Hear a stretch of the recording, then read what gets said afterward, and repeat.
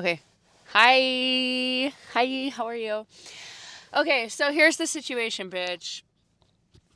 I had a recent realization about social media, and I'm going to share that with you today. But we're about to go for a little hike moment, and then I'm going to treat myself to a little breakfast moment because I freaking have been so good with money and I just wanted a little treat.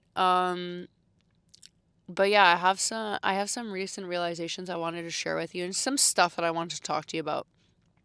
So we're gonna go for a hike and we're gonna go and be in the forest. Also, if you're new here, welcome to Tism Pump YouTube, y'all, where we talk about my experiences with autism, mental health, addiction recovery, and becoming a baby bodybuilder. Keep winning, winning. I'ma keep winning, winning. I'ma keep winning, winning. You can try to save yourself, but you only gon' play yourself. You can try to save yourself, but you only gon' play yourself. You can try to save yourself, but you only gon' play yourself. You can try to save yourself. All right, bitch, we're gonna vlog. Fuck. Whenever I do this, it's still so awkward, bitch, because it's like, why are you walking into a forest with a fucking camera? But anyway, I wanted to talk to you guys, not me looking around for other people, about some recent realizations I had with social media. So, like, when I first started doing this, I had like a thought, and I was like, okay, what do all the people in my age, that are my age, have in common, that are not born into generational wealth and they can like buy houses? And I was like, it's social media. And when I first started doing this, I was doing YouTube, and my mom was like, no one wants to watch 30-minute videos of you. And I was like, honestly, Susan, real, but like, I was like, YouTube is where the money at, bestie. And I forgot about that, as I've been doing this. And I was talking to an influencer a couple days ago, not the hair in my face, on Instagram. And we were talking. She was like, yeah, I've been doing this for 8 years. And I was like, cute. Like, do you make money? Do you make good money? And she was like, I make no money. So I got so fucking upset because I was like, I spend like fucking 40 to 50 hours a week doing this shit. And I'm just like, fuck, I'm not going to make any income. Like, what am I going to do? So I had a moment. And she was like, yeah, brands aren't paying as much as they used to. And I was like, okay. So I thought about it. Oh my God, there's a person. I was like, is my content a red flag? Like, what is it, Because sometimes I say out of pocket shit and I burp and I talk about pooping and whatever. And I was like, okay. And I thought about it and I was like, bitch, okay, what if I'm relying on brand deals, which I'm not, then like I'll never get that fucking money. But if I can make it about views, how do I rack up the most views? And it's by pushing out more content. And I think the reason why Instagram has been successful is because I push content out like a motherfucker, but I don't get paid for views on there. I don't know who the fuck will watch this, but anyway, whatever. Anyway, so I was like, you know what? I'm just going to try. And if you're watching this, this will be the first video of this whole attempt.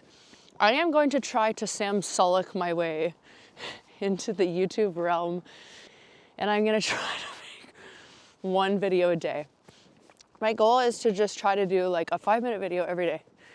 If it's longer, cute. If it's not, whatever. But that's my goal. That's where I'm at. So yeah, if you're watching this, I appreciate the support. I need to brush my teeth. I'm disgusting. And we're in the forest. And it's beautiful here. And I love it. And I don't know, this has been such a cool journey. And I've experienced major burnout recently. During like the Christmas season, like I was sick and I took 2 weeks off of YouTube and the podcast, and it's just like I got burnt out so fast, and I forgot that I actually really like doing this. Like, I love content creation, and I'm getting to a point now where like I'm kind of like able to pay my rent, bitch. And I don't know, I just like, it's so cool.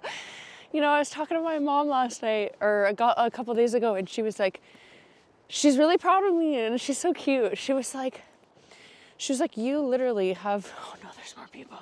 She's like, you literally have created a job for yourself out of nothing, from nowhere. Morning. She was like, you've literally created a job for yourself out of nothing. Like, I'm so proud of you.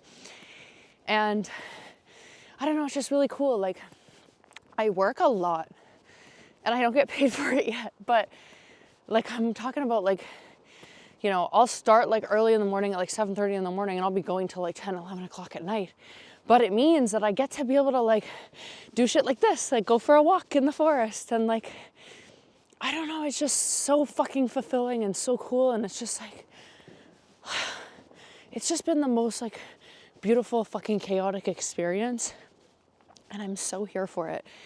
And I saw something the other day that like one of the creators that I really like, his name is Alex Hermosi. Morning. He was talking about traits of hyper successful people, and they all have 3 things in common. 1 is they have a superiority complex. 2 is that they have low self-worth. And 3 is that they're super impulsive. So the thing is like, I have not a superiority complex, but like I genuinely believe that I can provide value that nobody else can. And to be fair, everybody has the ability to do that because everybody's experiences are unique. So every perspective that they can offer is different because everybody lives different lives. The second one is about low self-worth.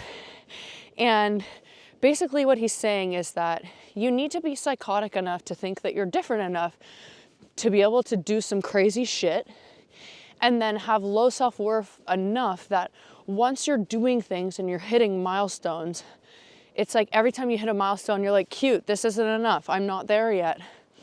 And then you need to have impulse control issues because you're like so psychotic that you just are so like, you're so fucking, I can't even think about it. It's like, you're just like one-track minded. You'll do whatever the fuck you gotta do in order to get there. And that's me, bitch. Like, for real. Anyway, I don't know, it's just really cool. Like, I'm so appreciative of this. And what's really cool is like, so fitness and nutrition have just become like a special interest to me, right?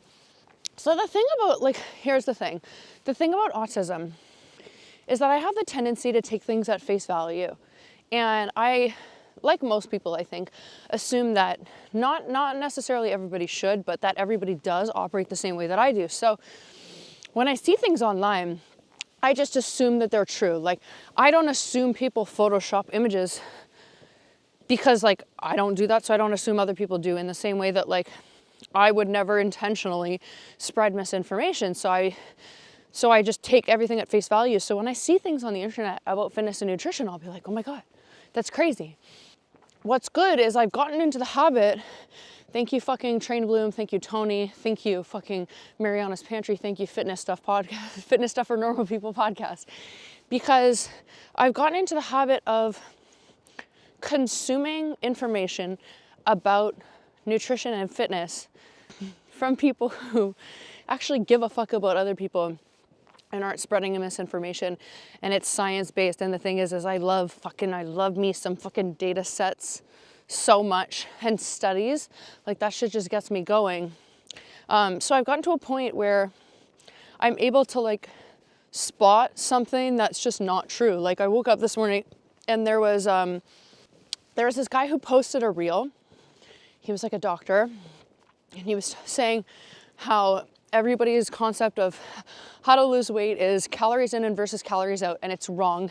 And the secret to losing weight is intermittent fasting. And okay, so here's the thing. While intermittent fasting can be beneficial for some people, if you take a look at, like, if we're talking about people who don't have disordered eating issues, so people who, for example, binge eat, then like they're able to, for the most part, you know, potentially maybe recognize hunger cues. So if you have a small window where you're eating of only 6 hours and you have the ability to recognize hunger cues, there's only so much that you can eat during that small time, that there's a high likelihood, if you're not binge eating, that you're going to be in a caloric deficit. And if you're in a caloric deficit, that's how you lose weight. Oh, there's other people. Hi, a dog. It's just like, it's frustrating because there's so much fucking misinformation out there. And the thing is, it's like, the whole thing about fitness and nutrition, right, is like quick fixes. And people want to lose weight and lose fat as fast as possible. People don't understand the difference between weight loss and fat loss. People don't understand, you know, the 12-33 thing of, you know, if you walk on a treadmill for 30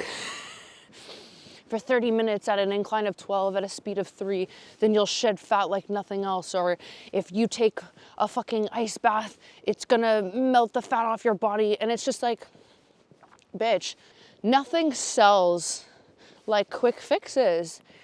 And that's the thing, is like, you know, I with my clients, I'm very honest, like, no, I don't have fucking PT certifications. I'm not NASM certified. But when I've talked to them and they've like, you know, they've been like, okay, because I have like an intake form and I'm like, oh, what are your goals, you know? What do you want to accomplish in this next 6 months? And one of them was like, well, I want to lose 100 pounds. And I was like, girl, that's not what we're doing here today, bestie. We're going to do this sustainably. Because like, it's just hard. And the thing that's cool about being a coach is like, being able to share information that I've learned with them from credible sources. Because when people are coming to me, they're just like frustrated, and I'm frustrated. Like, I've been frustrated with my fitness journey. And even now, like, the quick fixes, it still kind of gets to me sometimes. Like, I'll be like, oh my God, green tea extract, it's gonna make me lose weight. And I'm like, bitch, you know better, stop. You're being a silly goosey, you know? But we want that as humans, like, we want the quick fixes, and it's just not like that. But I'm happy that I'm able to get to a point now where I have like a deeper understanding of fitness and nutrition. So I have the ability to kind of spot what's fucking serious misinformation. But it's just unfortunate because so many people are just taking this shit at face value and like spending a fuckload of money on supplements that they don't need to like drop weight, when really like it's just it's easy, but it's not. Like, it's a complex process, but it takes time. Awkward as fuck. Hi. That's a good dog. Good dog. Anyway, whatever. The thing is like, I know 1% of what I need to know, but that's what happens when you're at the beginning of a journey, and that's what's cool. And like, what's great is I love to fucking learn, bitch. I fucking love reading books and love educating myself, and like, I get to do that. Like, this is a job where I get to do that, and it's just so fucking cool, and it's so rewarding. Like, oh my God, dude, the messages, like, I'm very selective with the people that I take on, but the clients that I have are just like, oh, I just love them so much. I'm not gonna name names, but they're just, each and every one of them, I absolutely just love. I'm so obsessed with them. They're so cool. And like, they're also super inspirational. Like, they all have their own little stories of why they're doing this. And it's just really cool to like be on this journey with them, because, you know, I'm very honest about shit. I'm not gonna pretend like I still don't have eating issues. I still don't have food, like issues with food. Like, I'm a regular person. And the thing is that online, people have this, I guess, like, well, I mean, social media is a highlight reel, right? So everybody online has this tendency to post like all the good and not the bad. And the reality of it is we're like seeing so many people online with these perfect lives and perfect made beds and perfect morning routines. And don't get me wrong, I love a good morning routine, but like perfect juices and perfect green powders and staying on plan constantly and lifting weights and going to the gym every single day and feeling like it and don't be a bitch. And it's like, life's not like that, man. Like, even people who are hardcore fucking bodybuilders, where it's literally their job to do this shit, they fall off plan, they fuck up their reverse. Like, that shit just fucking happens. That's life, babe. Ooh. And like, I think that we all have the tendency to compare ourselves to people who are online, who are in the spotlight, who are like influencers, because that's who we want to become. That's how we want to look. But like, the reality of fitness and nutrition is that it doesn't have to be perfect. You just need to show up for yourself every day, whatever that means for you. It doesn't have to be perfectly on plan every single day, every single meal, perfect workout. You feel like doing it every day. It's showing up when you don't fucking feel like it. And whether that means pushing yourself to go to the gym when you don't feel like it, or pushing yourself to make a good meal, or if it's you're having a bad day and you want a cheat meal and you fucking indulge in that, or recognizing that you need a rest day. And sometimes you're not gonna feel great every day. And like sometimes your body needs rest. And that's okay. There's nothing wrong with taking rest days and like nurturing your body and recognizing cues that you need to just like chill the fuck out, whether that's mentally or like on a physical level. And I'm lucky because I'm like in a space where I don't consume a lot of content from people that are like that are just like all about the grinds, hyper success all the time. Cause like, that's not what I want in my head. That's not the type of thing that I'm striving for, because it's just not, it's not real life. It's not real life for somebody who has major mental health issues, who has an invisible disability. Like, I show up for myself every day, yeah, and like, but the thing is like some days me showing up is me choosing to stay alive, and that's a fucking win. And we need to start celebrating small wins, because just being here and choosing to wake up, that's a big fucking deal. Anyway, I have not shut the fuck up this whole time. I'm gonna put this away and I'll pick you guys back up when we go for breakfast. Okay? Menu. There's people. Hello, y'all. We have arrived at breakfast. Oh my god, my tripod is like, she's falling, babe. Is that good? She looks more stable now, Miss Girl. I'm so excited for this. You know, I've gotten to a point where I've gotten better with eating, where I'm not like super worried about going out and getting food, which is nice. I think like Eggs Benedict is like a safe food almost, because every time I go for breakfast, and it's been like this since I was a child, I always get the same thing, no matter where I go. If I go somewhere and it doesn't have Eggs Benedict, babe, I will not go there. You know, it's cool. I've also been like slowly easing myself into my full body split. And I built myself a program a few weeks ago for it. And honestly, it's just hard to get used to doing full body. But like the payoff is going to be great. It's just hard because like for the first few weeks, your body is adjusting to like all your major muscle groups being trained in the same day. And it's just like, oh, baby girl, I be hurting in ways I've never heard of before. And also transitioning from doing just hypertrophy training to doing like more compound lifts and like SBD and like trying to train for strength is also crazy too. I did not expect my knees to be in this much pain, but I'm currently actually rehabbing them and doing what I'm supposed to. And doing mobility, a mobility queen, which is kind of unheard of for me because I just get to the gym and I'm like so fucking excited to be there that I'm just like, no, I'm going to just work out. I need to go train. And it's like, bestie, you know how you're going to have a great lift when your knees aren't in pain? I don't know. It's really cute. I feel like I'm finally like where I'm supposed to be in life. Not financially, but I don't know. I'm just not worried about it. I think I genuinely believe that I'm going to get there, and the whole reason why I started doing this shit is because I wanted to make money, but I also really want to move my mom back home because she lives in Ecuador. If you guys didn't know, I talk about this because she moved there during COVID because she wanted to retire and she could no longer afford to live in Canada like with the money she had from working her whole life.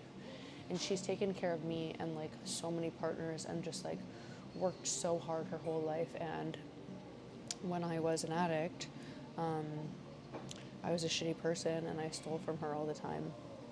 And she's been supporting me for years.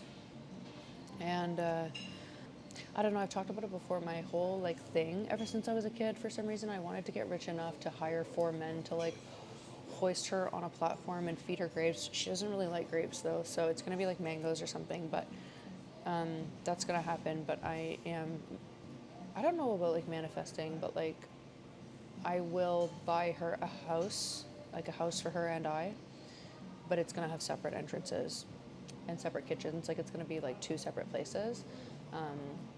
I just want her to move back here before she dies because she's old. She's like almost 70, and I just love her, and I want to spend more time with her, and I just want her to be able to live in her country because I know she likes where she lives, but I miss her, and I know she misses me, and she liked living on Vancouver Island. So my goal is to figure out how to obtain $10 million and buy a house for us in 5 years on Vancouver Island. I need to figure out how to generate a significant amount of wealth in a short period of time. The psychotic thing is I genuinely believe that I can do it. Do I have enough money to pay rent right now? No, but fuck it, we ball. I also had a moment this past week where there was like this influencer online who was talking about OnlyFans, and she basically said that she was disappointed in young girls and that OnlyFans was the easy way out, and that like sex workers are disgusting, and it really upset me because I've always said this, that sex work is real work and it's really hard, and the only reason why I don't do it is because it's not something I'm particularly passionate about, and it's not really the content that I want to create, and it's also really hard work.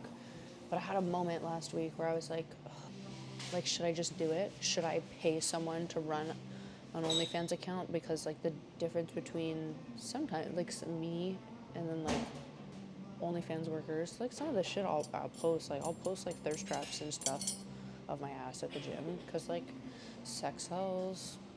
I had like a crisis, and I was like, and I contacted my friend Petros, and I was like, what do you think I should do? He was like, come up with 3 negatives and 3 positives. And I talked to my mom about it too, and I was like, maybe I'll just do it, maybe I'll do OnlyFans. And then I was like, you know what, no, I'm going to just keep doing what I'm doing. It's going to take a little longer, but the payoff I think will be greater, and maybe not, but I don't know. All I know is that like doing content creation is like, I remember when I first started this, I was sad for 3 days because I knew my life would shift and I knew it was going to be a lot of work, and I've always said that I've never wanted to do content creation because it's such fucking hard work, because you have to brand yourself, you have to market yourself, you have to be your own videographer, you have to be your own photographer, you have to do customer relations, you have to do sales, you have to create meaningful, long-lasting customer relationships and build community, and it's really a lot. And then I had a similar, moment the other night where I realized that YouTube was the move. And I got sad again because I was like, this is going to be a lot of work, doing one vlog every single day. And I didn't really even want to tell anybody until I got to like day 7 of doing this. I'm just going to do it. I don't know who the fuck is going to watch these, but the thing is like, I am disgustingly driven and I will fucking get to my goals. It's not a matter of... Thank you so much. Can I also get mayo if possible? Of course. Thank you so much. I appreciate it. It's not a matter of will or will it happen. Enjoy. Thank you so much. It's just how long will it take me? Anyway, my breakfast is here, so I'm going to enjoy my breakfast. And I think that's the end of the vlog. That's the end of my first of all the daily vlogs. So if you are watching, thank you for watching. And yeah, I don't know. If you're not subscribed, you can subscribe if you want to. If you don't, I don't know what to tell you. Don't then. Yeah, I don't know. You guys are day ones. Thank you for being here on this journey with me. And yeah, I hope everybody has a lovely day. And I guess we'll see you tomorrow. YouTube done. Slay.